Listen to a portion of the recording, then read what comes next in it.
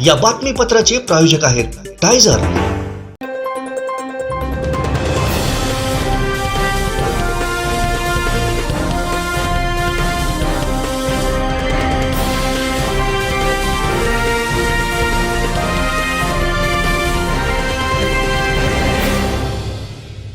नमस्कार, आपण पाहताय कोकणचं नंबर 1 महा चॅनल कोकण 7 लाईव्ह। बातमीपत्रात आपलं स्वागत। सुरुवात करूया हेडलाईन्सनं। हेडलाईन्सचे प्रायोजक आहेत टायझर, गो रॉयल विथ ऑक्सफर्ड। मोती तलावात मगरीचं दर्शन, अवकाळीनं पिकं धोक्यात आणि कारसेवक विलास हडकर झाले भाऊक। हेडलाईन्सचे प्रायोजक होते टायझर, गो रॉयल विथ ऑक्सफर्ड। आता पाहूया सविस्तर बातम्या। बऱ्याच दिवसांनंतर सावंतवाडीतील मोती तलावात मगरीचं दर्शन घडलं। शुक्रवारी सकाळी 8 वाजता मोती तलावामध्ये ही 3 फुटी मगर दिसली। तिचा हा व्हिडिओ सामाजिक बांधिलकी प्रतिष्ठानचे कार्यकर्ते रवी जाधव यांनी टिपलाय।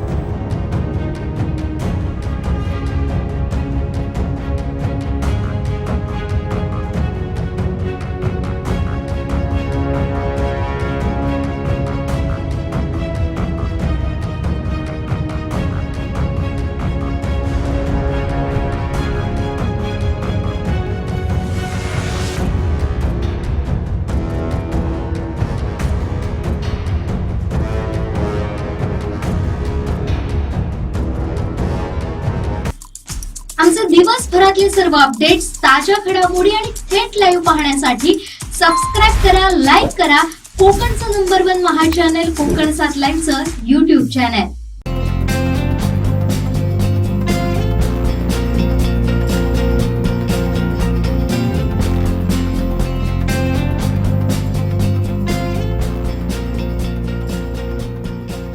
अनंत टिप्या, रिफ्रेश व्हा। सावंतवाडी येथील वरेनियम क्लाउड प्रायव्हेट लिमिटेड या कंपनीला ISO मानांकन प्राप्त झालंय।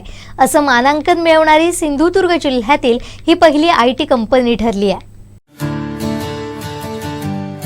सावंतवाडी येथील वरेनियम क्लाउड लिमिटेड या कंपनीचं गेली 4 वर्ष काम सुरू आहे। या कंपनीच्या माध्यमातून अनेक तरुणांना रोजगाराच्या संधी उपलब्ध झाल्या। तसेच सिंधुदुर्ग सारख्या ग्रामीण भागात या कंपनीनं आपलं IT क्षेत्रातील नेटवर्क उभं केलंय। या IT नेटवर्कच्या माध्यमातून अनेक उपक्रम सिंधुदुर्गात राबवले जात आहेत। या कामाचा गौरव म्हणून ISO 9001 ISO 27001 मानांकन प्राप्त झालंय। कोकणातील एखाद्या IT क्षेत्रातील कंपनीला ISO 27001 हे मानांकन मिळालेली वरेनियम ही पहिली कंपनी ठरली आहे। यात एडमिशन, हायड्रा, TUG डिजिटल या ब्रँडसाठी वरेनियम क्लाउड लिमिटेड याला प्रतिष्ठित ISO 27001 2022 आणि ISO 9001 2015 प्रमाणपत्र प्राप्त झाली असल्याची माहिती मिळते। ISO 27001 हे माहिती सुरक्षा व्यवस्थापन प्रणाली क्षेत्रातील जगातील सर्वात प्रसिद्ध मानांकन आहे। ISO 27001 या अनुरूपतेचा अर्थ असा आहे की एखाद्या संस्थेनं किंवा व्यवसायानं कंपनीच्या मालकीच्या किंवा हाताळलेल्या डेटाच्या सुरक्षेशी संबंधित जोखीम व्यवस्थापित करण्यासाठी एक प्रणाली स्थापित केली आहे आणि ही प्रणाली आंतरराष्ट्रीय मानांकामध्ये समाविष्ट केलेल्या सर्वोत्तम पद्धती आणि तत्वांचा आधार आहे। ISO 9001 हे गुणवत्ता व्यवस्थापनासाठी जागतिक स्तरावर मानांकन प्राप्त मानक आहे। ISO 9001 ही अंमलबजावणी करणं म्हणजे निर्दोष उत्पादनं किंवा सेवा वेळोवेळी वितरित करण्यासाठी कंपनीनं प्रभावी प्रक्रिया आणि प्रशिक्षित कर्मचारी नेमले।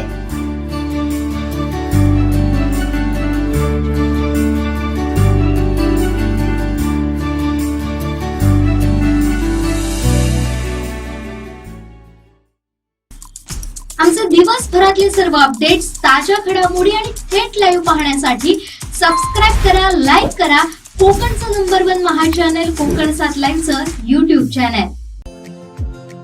Shri Tuljabhavani complex 1 BHK 2 BHK and shop project by Shri Tuljabhavani developers, Gawandiwada opposite Asha park near Bharad Naka, Malvan, Sindhudurg. आपल्या स्वप्नातील घर प्रत्यक्षात। Contact details for booking. अयोध्येत राम मंदिरामध्ये प्रभू रामचंद्रांची प्राणप्रतिष्ठापना सोहळा 22 जानेवारीला होते. त्यानिमित्तानं कणकवली तालुक्यात देखील विविध राम मंदिर आणि हनुमान मंदिरांमध्ये धार्मिक कार्यक्रम होणार आहे. त्यानिमित्त कणकवली श्रीराम सेवा मंडळ हळवल आणि बालगोपाळ हनुमान मित्र मंडळ कांबळे गल्ली या ठिकाणी देखील 22 जानेवारीला विविध धार्मिक कार्यक्रमांचं आयोजन करण्यात आलं आहे.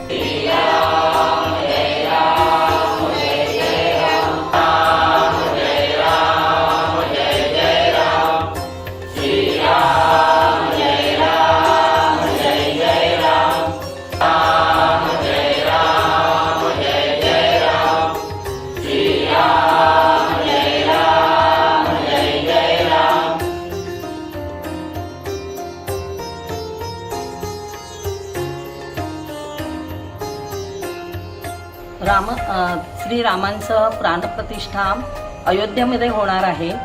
आमच्यामध्ये सुद्धा ते चैतन्याचं वातावरण निर्माण झालेलं आहे आणि म्हणून आम्ही या बाळगोपाळ हनुमान मंदिर कणकवलीमध्ये हा उत्सव 15 जानेवारीपासून सुरू केलं आहे. नामसंकीर्तन चालू आहे आणि रामनामाचा जप.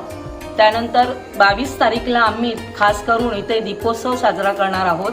तसंच कीर्तन भजन किंवा रामनामाच्या ज्या काही कथा आहेत श्रीरामांच्या कथा तर या इथे सांगितल्या जातील आणि सगळ्या भाविकांमध्ये आनंदाचं उत्साहाचं वातावरण राहील. सनातन संस्थेच्या वतीने 15 जानेवारी ते 21 जानेवारी ह्या कालावधीमध्ये श्रीराम नामसंकीर्तन सप्ताह अभियान असं राबवतोय आम्ही. आणि सनातन संस्था ही धर्मशिक्षण देणारी संस्था आहे. तर 22 जानेवारीला आपलं जे देशाचं आराध्य दैवत आहे तर त्या दैवतेची स्थापना अयोध्येमध्ये होत आहे प्रभू श्रीरामांची. तर त्यानिमित्त नामसंकीर्तन रूपी श्रीराम प्रभूंचं जागरण नामाचं जागरण व्हावं हा उद्देश ह्या अभियानाचा आहे. आणि विशेष करून प्रभू श्रीरामांची जिथे मंदिरं आहेत किंवा हनुमानांची जिथे मंदिरं आहेत त्या मंदिरामध्ये हे जागरण व्हावं, हा सप्ताह व्हावा. इतरसुद्धा मंदिरं किंवा काही जणांच्या घरी समजा असेल किंवा काही वर्ग चालू असतील धर्मशिक्षण वर्ग तिथेसुद्धा चालू शकतील. म्हणून प्रामुख्याने आम्ही प्रभू श्रीरामांची मंदिरं किंवा हनुमान देवांची मंदिरं आहेत तिथे हे जागरण संस्थेच्या वतीने नामसंकीर्तन जागरण करत आहोत. बाळगोपाळ हनुमान मित्र मंडळ कांबळे गल्ली कणकवलीच्या वतीनं संपूर्ण जग प्रभू रामचंद्राची प्राणप्रतिष्ठापना या सोहळ्यासाठी सज्ज. आपण प्रत्येक बातम्यामधून बघतोय की संपूर्ण जग या प्राणप्रतिष्ठापना सोहळ्यामध्ये सहभागी झाले. असं असताना बाळगोपाळ हनुमान मंदिरामध्ये दिनांक 15 तारीखपासून नामसंकीर्तन या अभियानाखाली या ठिकाणी रामजप श्रीरामांचा जो जप आहे श्रीराम जय राम जय जय राम हा सुरू आहे. 22 तारीखला या उत्सवाचा जो प्रमुख दिवस आहे या उत्सवासाठी बाळगोपाळ हनुमान मित्र मंडळ कांबळे गल्ली सज्ज आहे. अनेक उपक्रम करत असताना सायंकाळी बाबांची या ठिकाणी हनुमान मंदिरामध्ये सांगारती होईल आणि त्यानंतर या ठिकाणी भव्य दिव्य असा दीपोत्सव सोहळा या ठिकाणी साजरा केला जाणार आहे. त्यामध्ये दीपोत्सव सोहळा झाल्यानंतर या ठिकाणी भजनांचा एक कार्यक्रम आहे तो सुद्धा या ठिकाणी आम्ही राबवलेला आहे. प्रभू रामचंद्रांवर जास्तीत जास्त होईल जो कार्यक्रम आवश्यक आहे तो कार्यक्रम या ठिकाणी आम्ही करण्याचा प्रयत्न केलेला आहे. जास्तीत जास्त करून रामजप त्यावेळी थोडासा जास्त होईल आणि त्यानंतर दीपोत्सव ह्या प्रमुख आम्ही कार्यक्रमांवर लक्ष केंद्रित केलेलं आहे. नमस्कार, आम्ही श्रीराम सेवा मंडळाच्या वतीने आपले स्वागत करतो. 1925 रोजी स्थापन झालेल्या या वैकुंठवासी हरिभक्तपरायण वैकुंठ अनाजी गणुराणे यांनी स्थापन केलेल्या श्रीराम मंदिरामध्ये आज हा 100 वर्ष पूर्ण होत आहेत. हा शताब्दी महोत्सव आहे, शताब्दी वर्ष आहे मंडळाचं. आणि त्याचप्रमाणे अयोध्येमध्ये प्रभू रामचंद्रांची प्राणप्रतिष्ठापना सोहळा 500 वर्षानंतर आज मंदिर स्थापन होत आहे. त्यानिमित्त या मंदिरामध्ये सनातन संस्थेच्या वतीने आणि श्रीराम सेवा मंडळाच्या सहकार्याने मकर संक्रांती म्हणजेच 15 जानेवारीपासून 21 जानेवारीपर्यंत श्रीराम नामसंकीर्तनाचा कार्यक्रम आयोजित केलेला आहे. तसेच ज्या दिवशी अयोध्येमध्ये प्राणप्रतिष्ठापना होणार आहे तो दिवस म्हणजे 22 जानेवारी 2024 या दिवशी या मंदिरामध्ये सकाळी षोडशोपचार भगवंताची षोडशोपचार पूजा होणार आहे. त्यानंतर वारकरी संप्रदायाचा हरिपाठ आणि त्यानंतर दुपारी महाप्रसाद आणि सायंकाळी दीपोत्सव, भजन आणि कीर्तन असा कार्यक्रमाचं मंडळाच्या वतीने आयोजन करण्यात आलेलं आहे. खूप चांगला प्रतिसाद आहे. खूप 500 वर्षानंतर मुघल बादशहाने ज्यावेळी राम मंदिराची नासधूस करून त्या ठिकाणी मशीद उभारली आणि त्या मशिदीच्या जागेवर आज 500 वर्षानंतर आज भगवंताचं मंदिर उभं राहतं आहे आणि त्या मंदिरामध्ये प्रभू रामचंद्राची प्राणप्रतिष्ठापना होत आहे. हा सर्व हिंदूंसाठी एक गौरवाचा असा क्षण आहे आणि त्यामुळे सर्व हिंदू उत्साहाचं वातावरण आहे. आणि त्याचप्रमाणे हळवल गावामध्ये देखील या मंदिराला 100 वर्ष पूर्ण होत आहेत आणि हा असा सुवर्ण दुग्धशोरकर योग असं म्हणावं लागेल. आणि या समयी या हळवल गावामध्ये देखील उत्साहाचं वातावरण आहे आणि या उत्साहाच्या वातावरणात हा सोहळा आम्ही साजरा करणार आहोत. आमचे दिवसभरातले सर्व अपडेट्स, ताज्या घडामोडी आणि थेट लाईव्ह पाहण्यासाठी सबस्क्राईब करा, लाईक करा कोकणचं नंबर 1 महा चॅनल कोकण 7 लाईव्हचं YouTube चॅनल. आयुर्वेद चिकित्सालय आणि पंचकर्म केंद्र, शरीर शुद्धीसाठी ऋतुशोधन, वमन आणि विरेचन.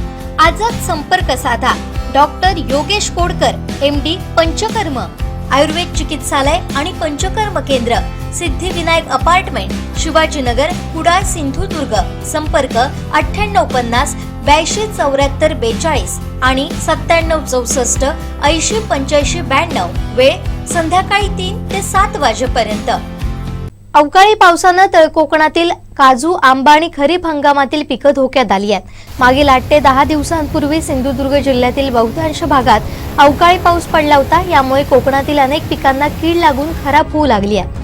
आंबा आणि काजू पिकांचा मोहोर जळून पुन्हा पालवी येते, त्यामुळे मोठं नुकसान होण्याची शक्यता आहे. तर आंबा धोक्यात आल्यानं शेतकरी विवंचनेत सापडलाय.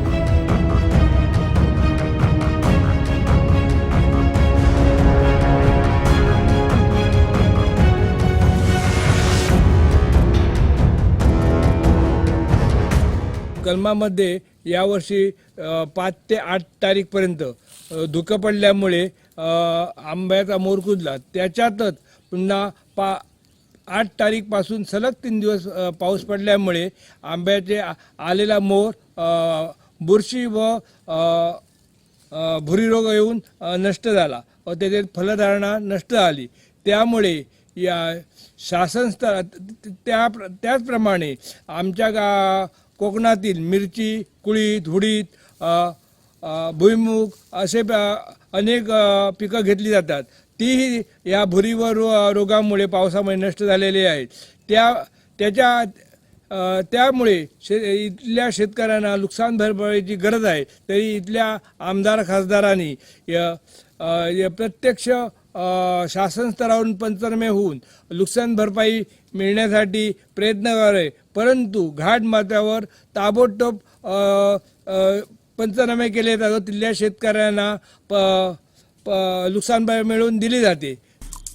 आमचे दिवसभरातले सर्व अपडेट्स, ताज्या घडामोडी आणि थेट लाईव्ह पाहण्यासाठी सबस्क्राईब करा, लाईक करा कोकणचं नंबर 1 महा चॅनल कोकण 7 लाईव्हचं YouTube channel.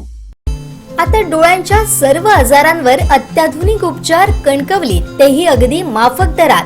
Nap I hospital Miraj संचलित विवेकानंद नेत्रालय आणि रेटिना सेंटर मध्ये आजपर्यंत 15,000च्या वर डोळ्यांची ऑपरेशन्स, विना टाका, विना इंजेक्शन, मोतीबिंदू शस्त्रक्रिया, डोळे तपासणी, चष्मा, तिरळेपणा आणि डोळ्यांच्या सर्व आजारांवर उपचार. डायबेटिक आणि उच्च रक्तदाब असलेल्या रुग्णांवरही डोळ्यांचे उपचार. आजच संपर्क करा. विवेकानंद नेत्रालय आणि रेटिना सेंटर, प्रहार कार्यालयाच्या शेजारी, सनराईज टॉवर, श्रीधर नाईक चौक, मुंबई गोवा हायवेवर, कणकवली. संपर्क क्रमांक 9850 84 93 15, 8408 80 35 36 आणि 023 67 23 39 33. सावंतवाडीत 21 जानेवारीला अयोध्या महानाट्य होणार असल्याची माहिती माजी आमदार राजन तेली यांनी दिली आहे. अयोध्येत साकारल्या जाणाऱ्या राम मंदिर तीर्थक्षेत्र सोहळ्याच्या पूर्वसंध्येला RPD हायस्कूल सावंतवाडी येथे रविवारी 6 वाजता अयोध्या हे महानाट्य त्या ठिकाणी आयोजित केलेलं आहे. सिंधू संकल्प अकादमी आणि सागर एंटरटेनमेंट यांच्या संयुक्त विद्यमानाने हे महानाट्य या ठिकाणी आहे. हे महानाट्य मोफत आहे. आपण सगळ्यांनी ते पाहावं असं सुंदर महानाट्य या ठिकाणी तयार केलेलं आहे. याची सुरुवात 15 तारीखला रवींद्र चव्हाण साहेब आपले जिल्ह्याचे पालकमंत्री यांच्या माध्यमातून वेंगुर्ला येथे झालं आणि त्यात दुसरं जे आता आपण या ठिकाणी करणार आहोत ते RPD हायस्कूलला त्या ठिकाणी होते.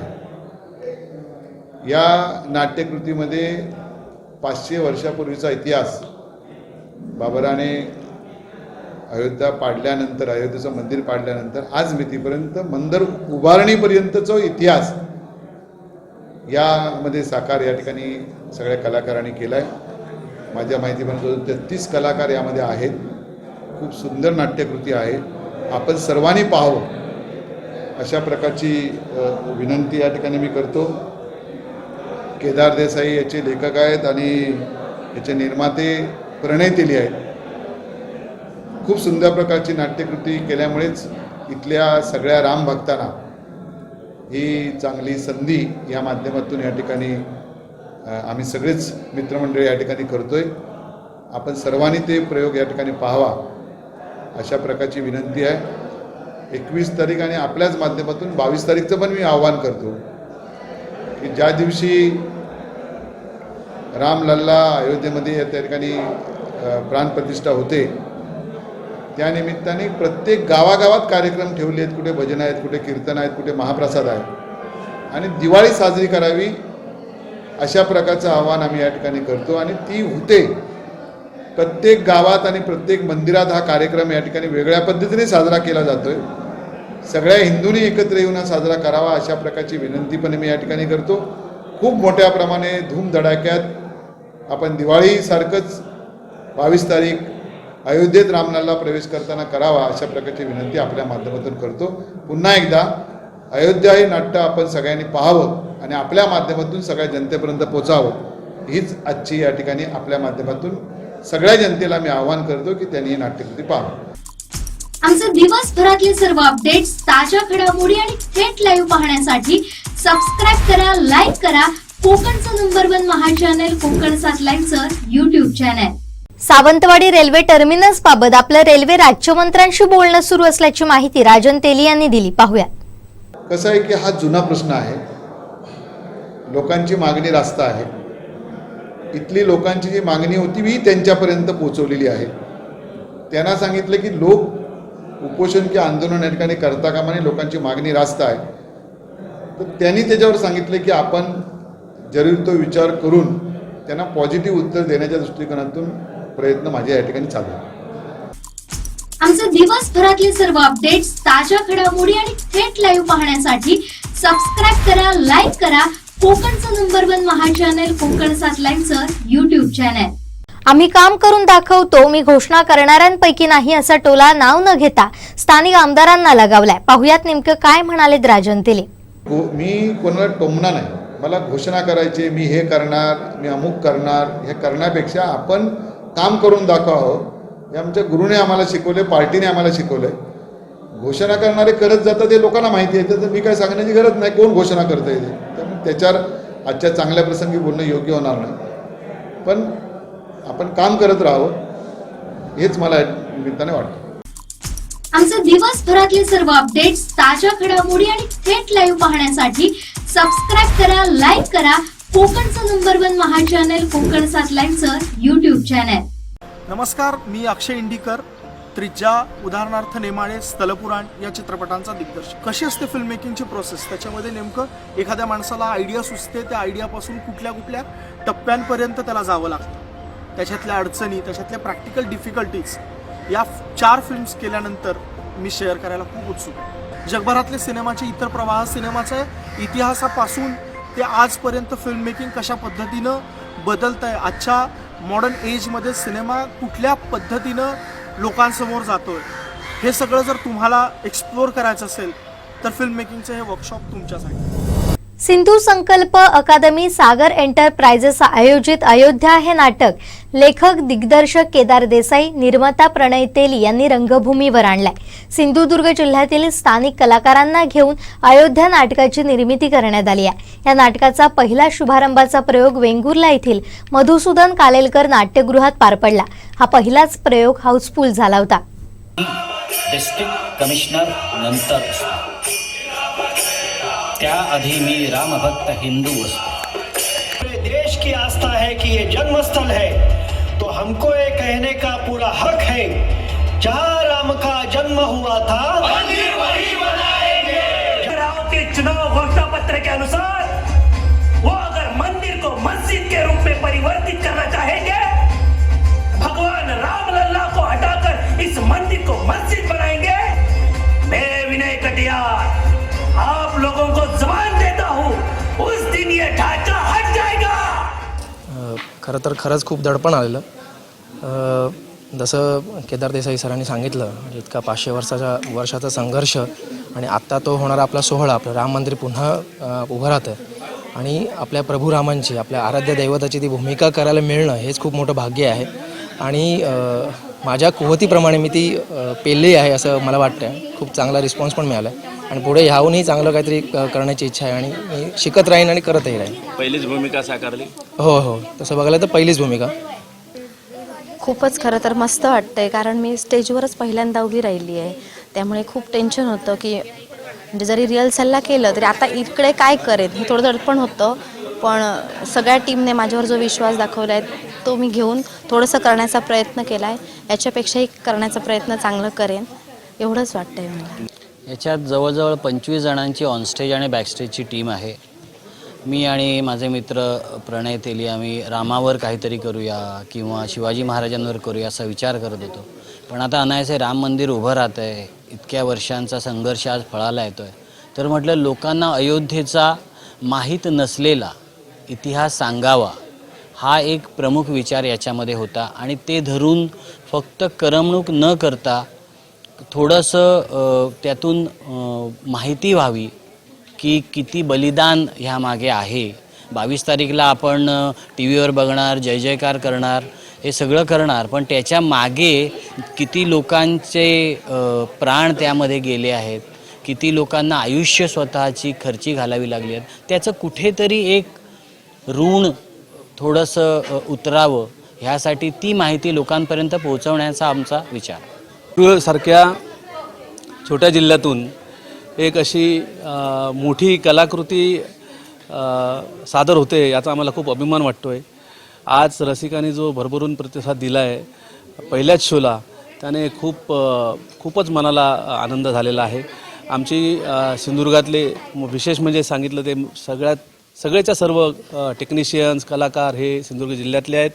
आणि नवीन आपलं अयोध्येमध्ये मंदिर होत असताना श्री रामचंद्र अयोध्येमध्ये पुन्हा येत आहेत आणि अशावेळी त्यांच्याप्रती आपण काहीतरी सेवा करावी म्हणून ही रामसेवा आमच्या हातून होते, याचा आम्हाला खूप आनंद वाटतो. किती कलाकार एकूण आहेत आमच्या या पहिल्या व्हर्जनमध्ये, म्हणजे पहिल्या व्हर्जनमध्ये साधारणतः बॅकस्टेज सहित 25 कलाकार आहेत. आता नाटक संपल्या मला 3-4 डेट्स बुक झालेले आहेत, परंतु आमचा असा प्लॅन आहे की मल्टिपल टीम्स करून हे नाटक जास्तीत जास्त लोकांपर्यंत आम्ही पोहोचवण्याचा प्रयत्न करणार आहोत. आमचे दिवसभरातले सर्व अपडेट्स, ताज्या घडामोडी आणि थेट लाईव्ह पाहण्यासाठी सबस्क्राईब करा, लाईक करा कोकणचं नंबर 1 महा चॅनल कोकण 7 लाईव्हचं YouTube चॅनल.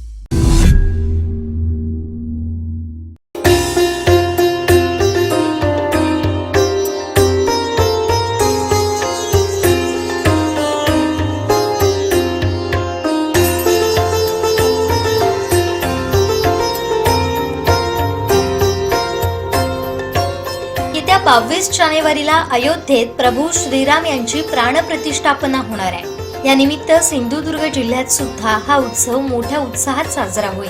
कुडाळ तालुक्यातील वेताळ बांबर्डे महामार्गालगत देऊळवाडी येथील 105 वर्ष जुन्या मंदिरातही अयोध्या इथं होणाऱ्या प्रभू श्रीराम यांच्या प्राणप्रतिष्ठापना सोहळ्याबद्दल कार्यक्रम आयोजित केले.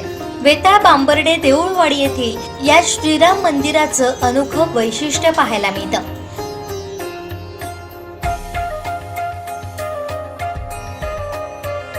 या मंदिरात केवळ प्रभू श्रीराम, देवी सीता आणि हनुमान यांची मूर्ती आहे. मुख्य म्हणजे या मंदिरात प्रभू श्रीराम आणि देवी सीता यांच्या बरोबर भगवान लक्ष्मण यांची मूर्ती नाही. त्यामुळे प्रभू श्रीराम यांच्या बरोबर बंधू लक्ष्मण यांची मूर्ती नसलेलं भारतातील हे पहिलंच मंदिर आहे, असा दावा या मंदिराचे प्रमुख विठ्ठल सामंत यांनी केला.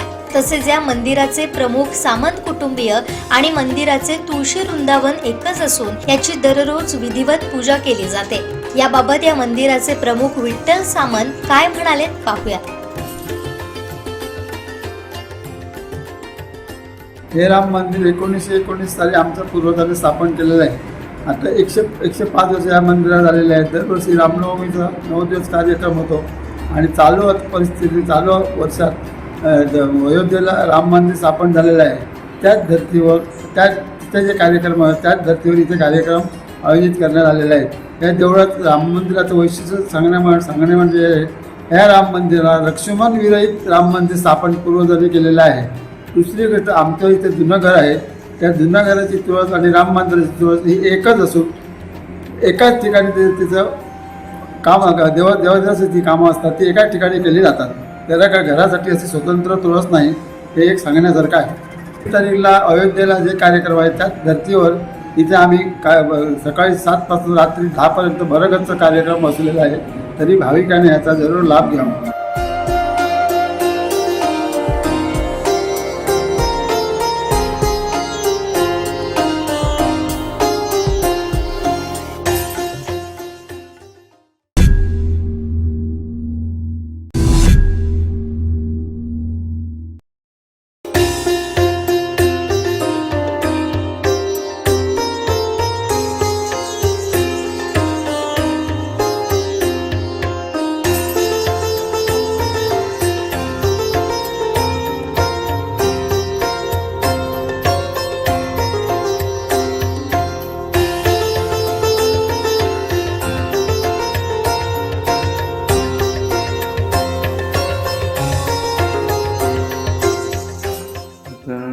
कर्नाटकमध्ये तिथं वास्तव्याला होते भगवानदास महाराज.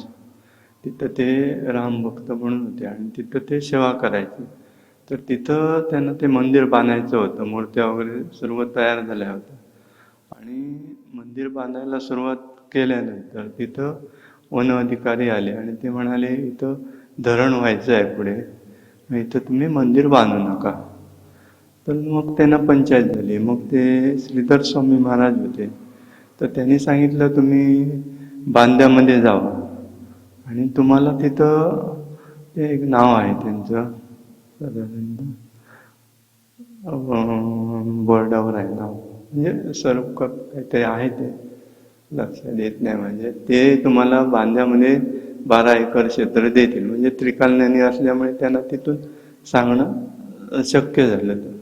त्यानंतर इथं आले ते. इथं मग त्यांनी काही गावात भेटी घेतल्या आणि इथं झोपडी बांधून राहिले. तर ते ज्यांनी जमीन दिली तर त्यांना इथं परमिशन दिली, म्हणजे बांधायला, मंदिर बांधायला हरकत नाही, 12 एकर क्षेत्र तुम्हाला देतो आम्ही. पूर्ण इथं मशानभूमी होती आणि इथं ते साधना करत होते भगवानदास महाराज. तर त्यांच्यावर त्यावेळी हल्ले व्हायचे भूतपिशाच्यांचे वगैरे, आणि ते हल्ले बघून मग ते मुलगा घाबरला आणि ते हिमालयामध्ये पळून गेले तिकडे. आणि नंतर त्याचा त्याने शॉक घेतला वडिलांनी. तर ते त्यावेळी त्यांना पॅरालिसिस झाला आणि त्यावेळी त्यांना तिथं हे होती टेलिग्राम पद्धत, टेलिग्राम करून त्यांना तिथं मागून घेतलं मुलाला. तर त्यावेळी राम लक्ष्मण सीता भिल्लाच्या वेशात आले होते आणि त्यांना भेटले भगवानदास महाराजांना असं, आणि औषध वगैरे उगाळून वगैरे दिलं आणि हे औषध लावा आणि पुढच्या येत्या रविवारी तुम्हाला निर्वाण व्हायचं आहे, म्हणजे आत्मा ठेवा असं ते झालं. आणि मुलगा मग तिथंच होता. मुलाने सांगितलं इथं झाडावर बाण मारून दाखवा वगैरे. तर पहिल्या प्रथम मुलगा घ्यायला तयार नव्हता आतमध्ये, त्यांना म्हणजे दुर्गंधी वगैरे येत होती वगैरे असं. तर नंतर त्यांनी बाण वगैरे मारला आणि मुलाला सांगितलं, म्हणजे रघुवीर महाराजांना, तर तुम्ही बाण काढा. तर तो बाण काढणं त्याने शक्य झालं नाही. तर ते भिल्लाच्या वेशात असलेल्याने राम लक्ष्मण सीता होती ना, त्यांनी सांगितलं तुम्ही राम नाम जप करा आणि बाण करा. त्याबरोबर रामनामाचा जप केल्यावर तो बाण निघून आला. नंतर ते मुलगा आईला बोलवायला गेला, तर आई कपडे धुवायला गेली होती. मग आई काही यायला तयार नाही असं झालं. म्हणजे कपडे धुवून झाल्यानंतर ते येतं.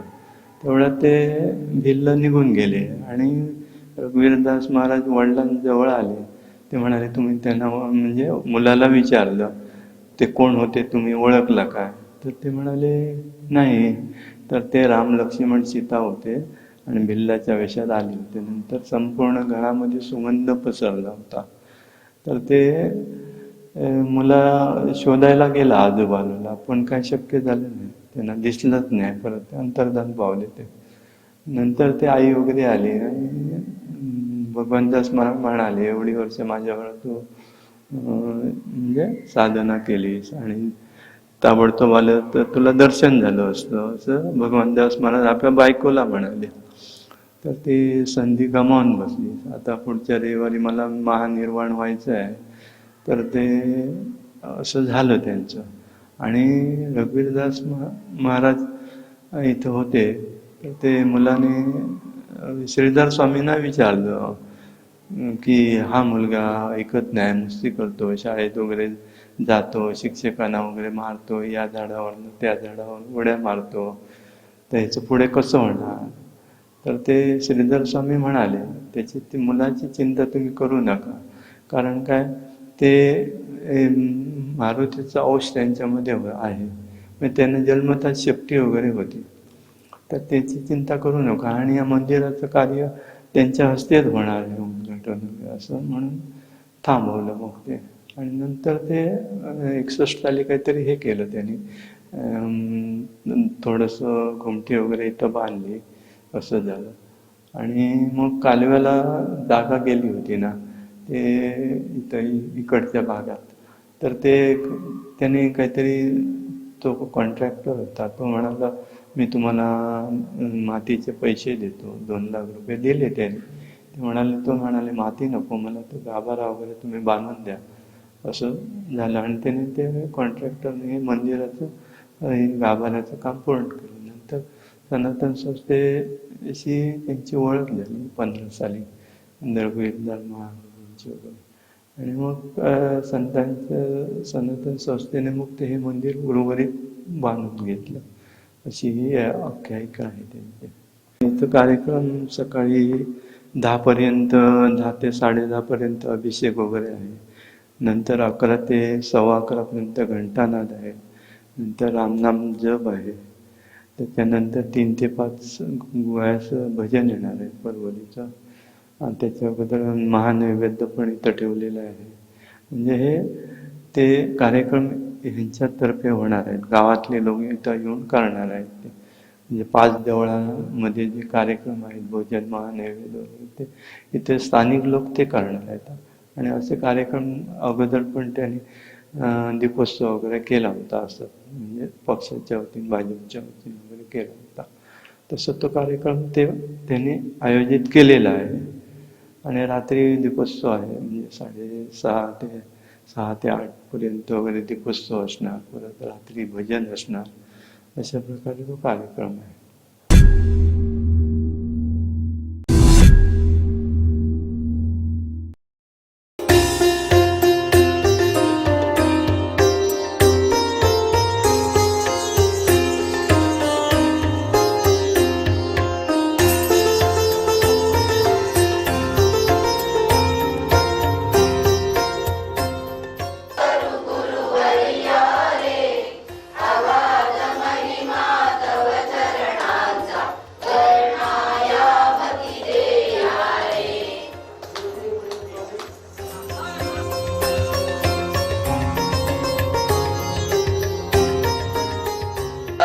रामचंद्र की हनुमान की वंदे वंदे भारत माता की भारत माता की सनातन हिंदू धर्म की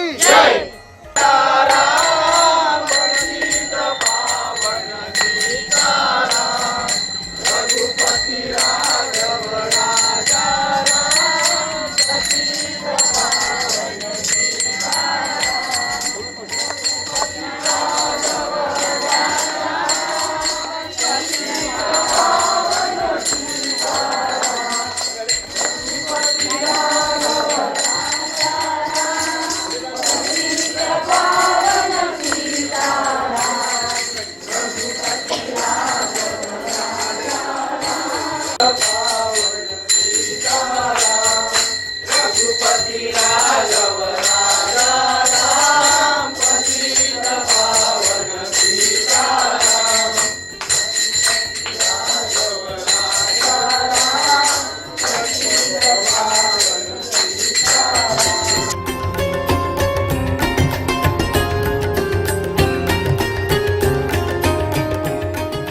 22 तारखेला अयोध्येमध्ये राम मंदिराचं उद्घाटन होते आणि संपूर्ण भारतवर्षामध्ये अत्यंत उत्सवी असं वातावरण आहे.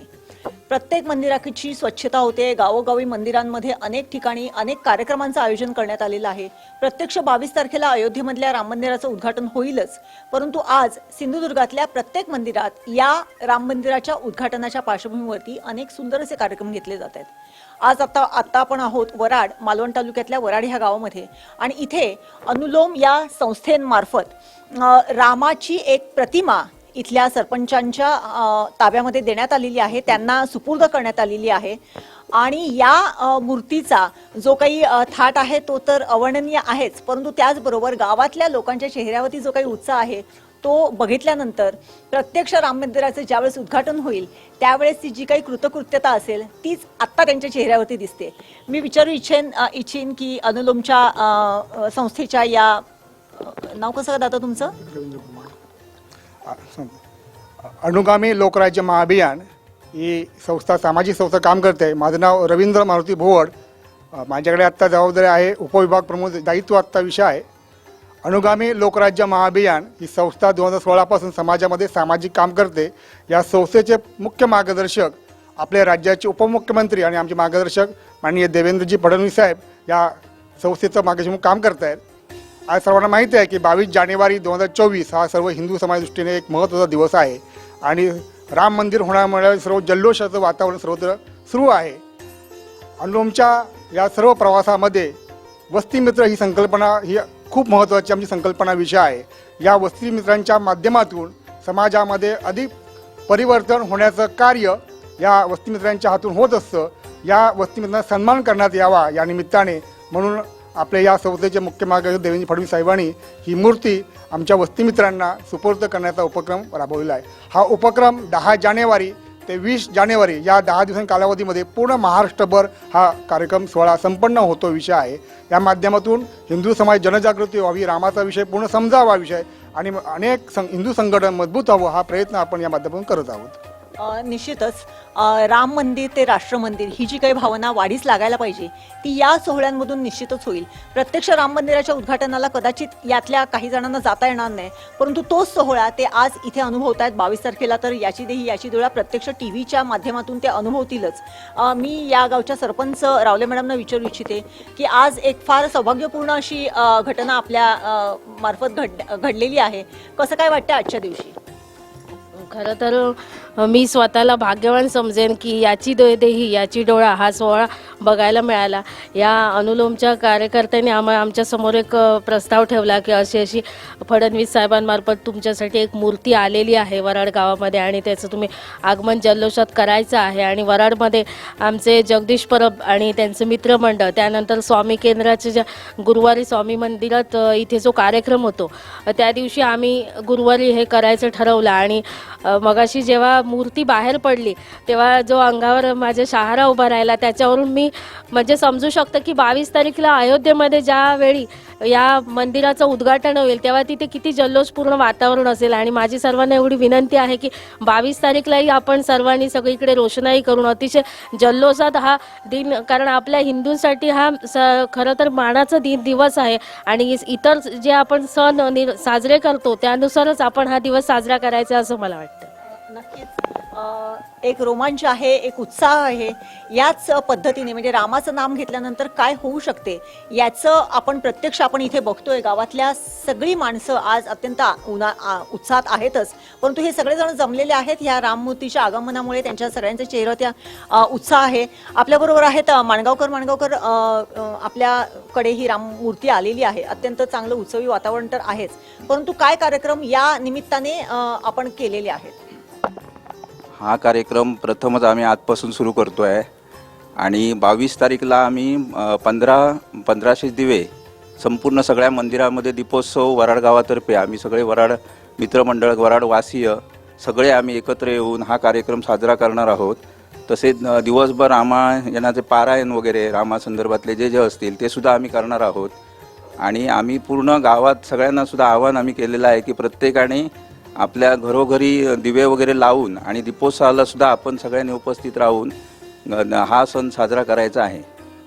नक्कीच आत्ता आपण ज्या मंदिरात उभे आहोत ते आहे महादेवाचं मंदिर आणि रामाला विष्णूचा अवतार म्हटलं जाते. हरी आणि हर याच्यामध्ये भेदाभेद नाही आहे. याच्या संदर्भातले अनेक काव्य आहेतच. एका वेलांटीचा फक्त विषय आहे, परंतु आज या हराच्या मंदिरात हरीची ही जी काही पूजा आहे ती बघितली. निश्चितच रामाय रामभद्राय रामचंद्राय वेधसे रघुनाथाय नाथाय सीताया पतये नमः. रामाचा उत्सव सगळीकडे जल्लोषात सुरू आहे आणि जय श्रीराम म्हटलं की एक वेगळं स्फुरण प्रत्येकाला चढते. निश्चितच वराड गावातल्या युवकांना त्यानिमित्ताने एक वेगळी ऊर्जा मिळेल. रामराज्य पुन्हा निश्चित येईल आणि राम मंदिर ते राष्ट्र मंदिर ही जी काही संकल्पना आहे ह्या तमाम तरुणांमध्ये जर भिनली तर एक सुंदर पुन्हा रामराज्य येण्यास फार कालावधी लागणार नाही.